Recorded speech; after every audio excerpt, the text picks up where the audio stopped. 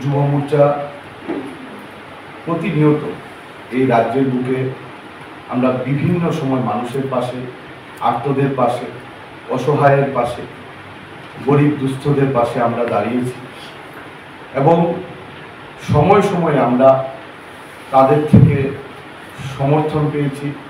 তারা আমাদেরকে বিভিন্ন সময় আমরা যে তাদের পাশে দাঁড়িয়েছি তার জন্য শুভেচ্ছা অভিবাদন আমরা তাদের থেকে আশীর্বাদ নিয়েছি। আজকে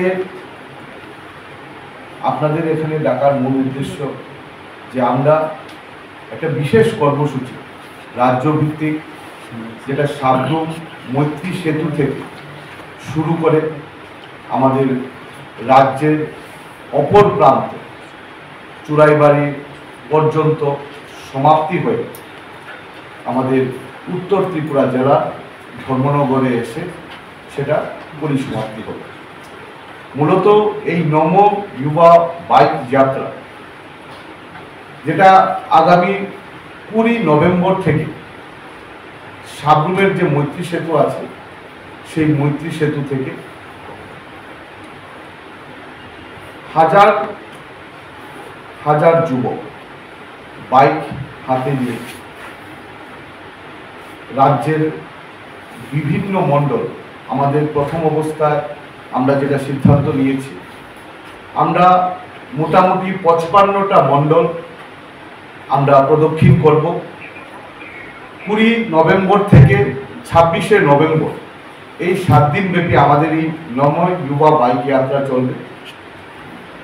এই বাইক যাত্রায় আমাদের সাংগঠনিক যে 10টি জেলা আছে, এই সাংগঠনিক 10টি জেলা এবং 55টি মণ্ডল আমরা এই বাইক যাত্রার মাধ্যমে 7 দিন সমানে আমরা প্রদক্ষিণ করব এবং পুজোর ঠিক পরে এই রাজ্যের মানুষের কাছে শান্তির বার্তা পৌঁছে দেওয়া, এই রাজ্যকে নেশামুক্ত রাজ্য গড়ে তুলতে সরকার যেইভাবে কাজ করছে, সরকারের হাতে হাত মিলিয়ে সরকারকে সাহায্যের হাত বাড়িয়ে দেওয়া এবং এই রাজ্যে একটা সুশৃঙ্খল সরকার, একটা সুশাসনের সরকার চলছে, সেই বার্তা রাজ্যের প্রতিটা অংশে, প্রতিটা মানুষের কাছে পৌঁছে দেওয়াই আমাদের উদ্দেশ্য।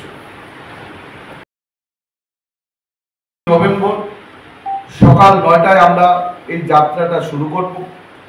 আমাদের রাজ্য সভাপতি ভারতীয় জনতা পার্টির শ্রী রাজীব ভট্টাচার্য এবং যুব মোর্চা রাজ্য সভাপতি শ্রী সুশান্ত দেবের হাত ধরে এই যাত্রা আমরা শুরু করব। রাজ্যের সবকটি রাজপথ পরিক্রমা করে 26শে নভেম্বর সেই যাত্রাটা শেষ হবে ধর্মনগর শহরে এবং পরের দিন 27শে নভেম্বর সকাল 12টায় সেই ধর্মনগরে দিঘির পাড় প্রাঙ্গণে তার পরিসমাপ্তি হবে। এই বাইক যাত্রা শুধুমাত্র যে আমরা বাইকে রাইডিং করব তা নয়, এই বাইক যাত্রার মধ্যে আমাদের বিভিন্ন সামাজিক কর্মকাণ্ড থাকবে, আমাদের বিভিন্ন ধর্মীয় স্থান, স্বচ্ছ ভারত থাকবে, বিভিন্ন কলেজগুলোতে, বিভিন্ন প্রতিষ্ঠানগুলোতে আমরা ইয়তদের সঙ্গে ইয়ত এঙ্গেজমেন্ট করব। আমরা বিভিন্ন সামাজিক কাজে আমরা এই বাইক যাত্রা চলাকালীন যে 7 দিন সময়, সেই 7 দিন আমরা সমস্ত ধরনের কাজ আমরা এই বাইক যাত্রার মাধ্যমে করব।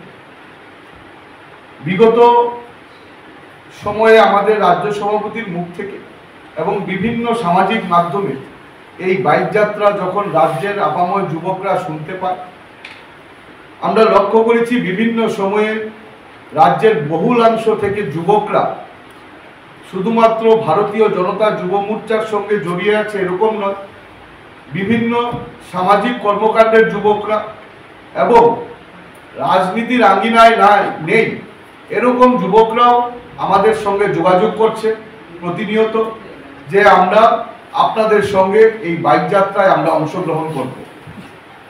আমরা চাই সমস্ত অংশের যুবকরা আমাদের এই বাইক যাত্রায় অংশগ্রহণ করুক।